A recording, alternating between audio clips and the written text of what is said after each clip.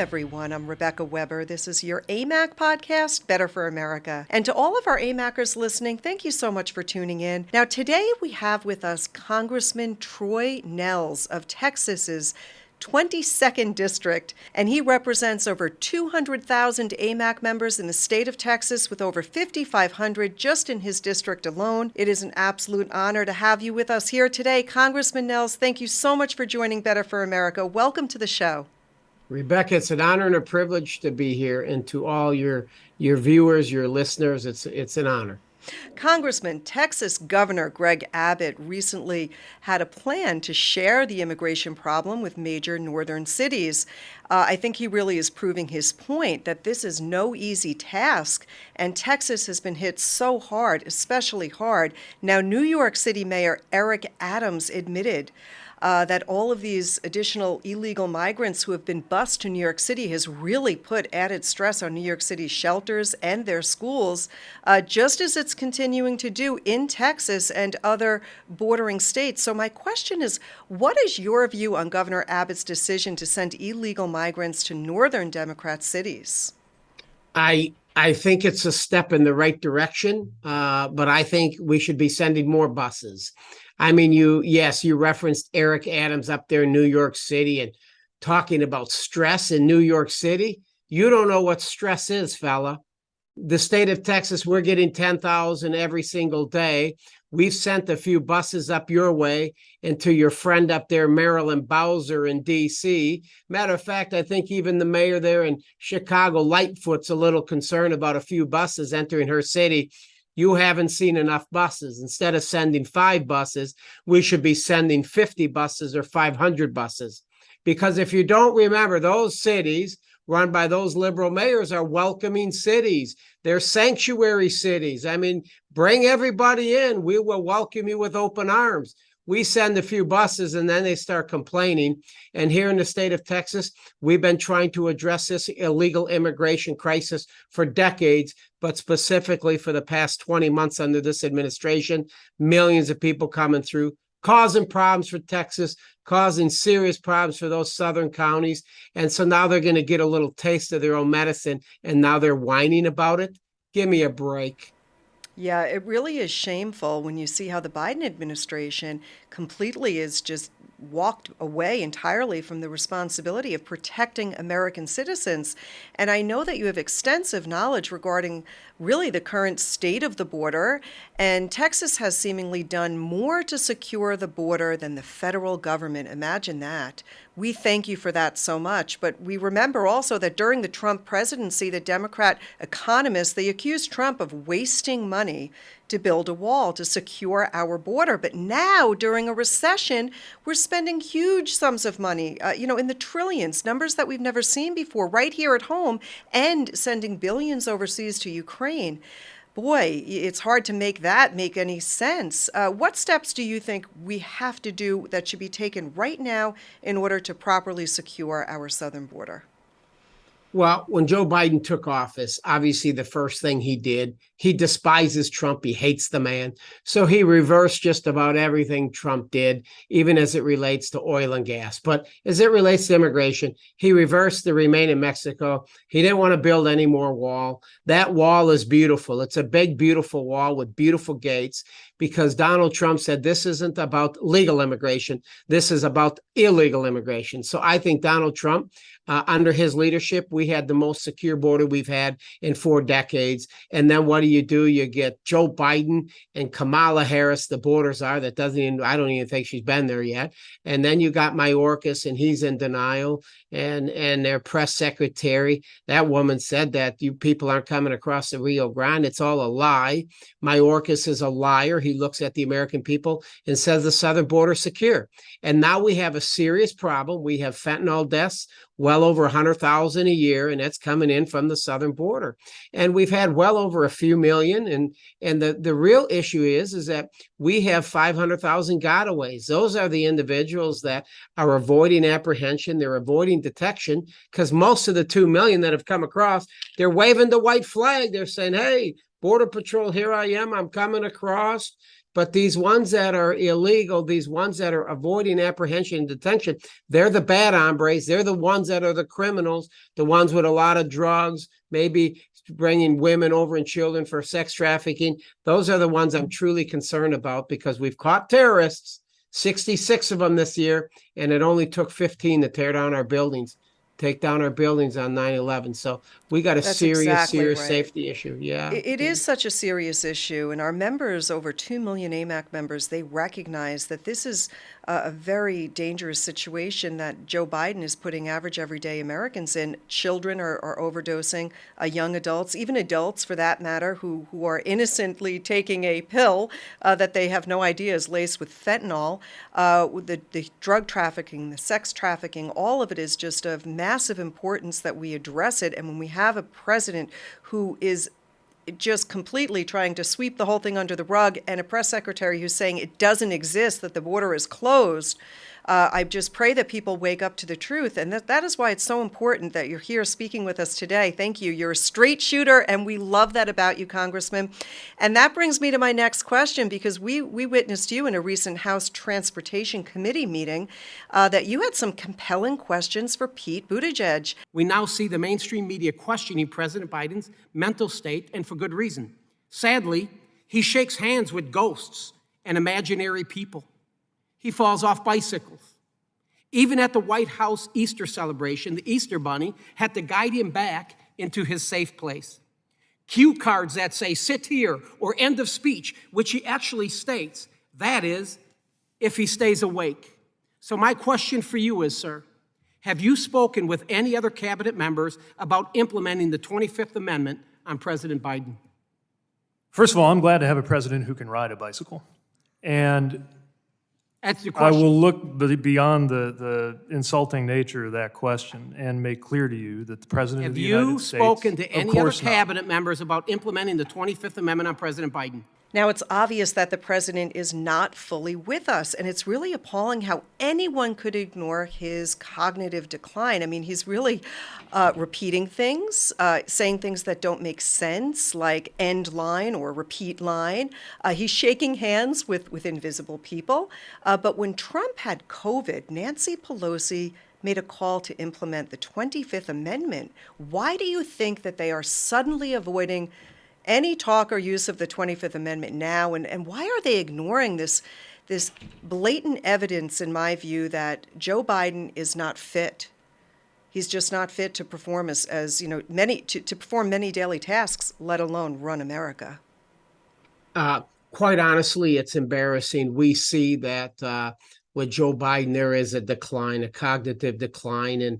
And listen, when I was questioning Mayor Pete, I showed a few pictures. Remember the Easter Bunny taking him and whisking him away, so to speak, and shaking hands or attempting to shake hands with Casper the Ghost and other things. And what's so frustrating is the hypocrisy. They were questioning Donald Trump's cognitive skill, and he wasn't even in office for a year, and they were starting to question him. Well, I'll guarantee you, Donald Trump's in a lot better shape than Joe Biden. And you know what? Joe Biden's wife, Jill, she knows it. She knows her husband better than anybody. And so what did the left do? What did the dishonest media do during the election? They hid him in his basement, because I think the American people would have seen Joe Biden for who he truly is. He doesn't remember a whole lot. He's just not all there. And this is the leader of the free world. And our adversaries, Putin and the rest of them, they're taking advantage of this guy. This guy, look at Putin. He went into Ukraine under Joe Biden because Joe Biden's weak and he doesn't demonstrate strength. He never went in. Putin never went into Ukraine under Trump. Putin went into Ukraine under Obama. So the point is that our adversaries are looking at this president, they're seeing weakness, and they're taking advantage of it. They're taking advantage of us and our leadership because we have weakness with Joe Biden, and shame on him. I think the 25th is something that they've discussed. I think Mayor Pete denied it. He really never answered the question, but I'm telling you, we got to be careful because Kamala Harris could be worse. Or would be worse. That's a very good point. And you just reminded me, my 80-year-old mother said to me, if my loved one, my spouse, my husband was in that kind of cognitive decline, which is obvious. We see that when he's reading at the teleprompter and stumbles, or, as you mentioned, shakes hands with invisible people. You almost say to Jill Biden, my gosh, it seems like it's like elder abuse. You don't prop someone up who doesn't have the mental capacity to handle this very, very important job. So I think it's really good that we're talking about it, because this should matter in 2024, and people need to continue to pay attention.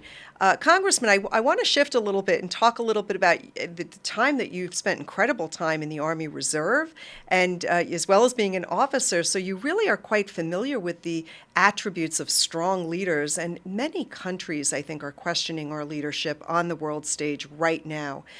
In your view, how do you think Joe Biden is lacking as a leader of our nation? And considering the Biden's DOJ, their recent invasion of a former president's home, how do you think that might impact America on the world stage to both our adversaries and our allies? Well, I think you see that Joe Biden's approval rating, and obviously it's well below 50%. I've seen it at 33%. Some have said maybe it's up to 42%. So I think he's having a difficult time. I think he understands that the House of Representatives, that we're going to get the House back. We will get the House back. He's out there, Joe Biden's out there giving speeches now, trying to fire up the base by calling me. I mean, he calls me a Trumpy. We're Trumpies. Well, yeah, good. Call me a Trumpy, call me whatever you want. When you call me a semi-fascist, I take that a little personal. Like, you want to call me a semi-fascist? I was willing to give my life for this country in Afghanistan and Iraq. Be careful what you say about me, Joe Biden. Be careful what you say about the 74 million people that voted the Trump MAGA Republicans, because he's coming back. Donald Trump is coming back. I was with him a couple of weeks ago up in Bedminster, and this was a day after the raid. So I'm telling you, he knows that these Democrats, they'll stop at nothing. They've been after him for 5 years. Russia collusion, impeachment 1 and 2, January 6th. He's coming back. He's going to be the nominee.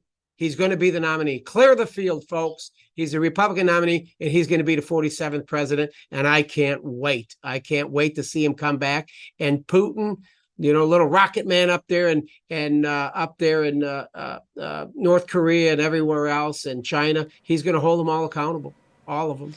Well, I am praying that we've got a real shot here to win back America and save America, because we're going off a cliff. The way that we're going right now is just not sustainable. Little by little, each and every day, we see our freedoms chipped away. We see government overreach like we've never seen before, and the people are losing trust in our institutions, and we cannot let that happen. We love this nation, and I'm with you there, sir. When I heard what Joe Biden said when he was standing up, and he literally, it reminded me of, and I don't mean this with a mean heart, but there was evil, something evil, very evil about it. And when he stood up there with those red lights and his fists, and he started to call people just like you and me fascists and bad for this country, and folks that want to ruin democracy, he couldn't have gotten it for all wrong. I mean, it's unfortunate that we have a president who the people, who's so out of touch with the American people. So we here at AMAC, we are rooting for conservative values. Faith, family, and freedom are at the forefront of what we stand for. And our AMAC members, they absolutely adored Donald Trump, President Trump. They voted him as their man of the year. So we'll have to keep our eyes out to see what happens in the future. Before I let you go, sir, I just want to ask for you to share a little bit of optimism, a little bit of hope for our country. What do you think are the 1 or 2, maybe 3 things that we need to see happen in order for this country to head in a better direction, especially as we lead up to the midterm elections? Well, again, thank you for having me, Rebecca. I think it is very important. I mean, you see a lot of energy with the Republican Party. If you are a conservative, you call yourself a Republican, you got to get out and vote on November 8th. You got to get out there and vote. We must vote on November 8th. We will take the House back. I can't say certain about the Senate. I don't know, but I feel very confident we'll get the House back. When Leader McCarthy becomes the Speaker, and he will be the Speaker of the House, we just have to make sure that if the American people give us the gavel, we take care of it. We must hold our leadership accountable. accountable. We must hold our leadership accountable. And then when we get the House back for those 2 years, we make solid decisions that will help the American people understand we need Trump back. Trump's got to come back. You know, all this talk about January 6th, the Mar-a-Lago raid, the 2020 election, we lay it all out there in my book. It's called The Big Fraud. The Big Fraud, What the Democrats Don't Want You to Know. Trump endorsed it. He said it's a must read for all Americans. So I appreciate it. I communicate with President Trump back and forth. And he said, Troy, congratulations on your success of the book. But the people need to read the book so they get the counter narrative on January 6th. I know a little bit about January 6th. It was a law enforcement failure. I lay it all out in the book. So what the American needs, we need a Republican to get back in Congress. And then we need to fight like hell to get Donald Trump as the 47th president of the United States. Congressman, thank you so much for your time. We really appreciate having you with us, and thank you for your service.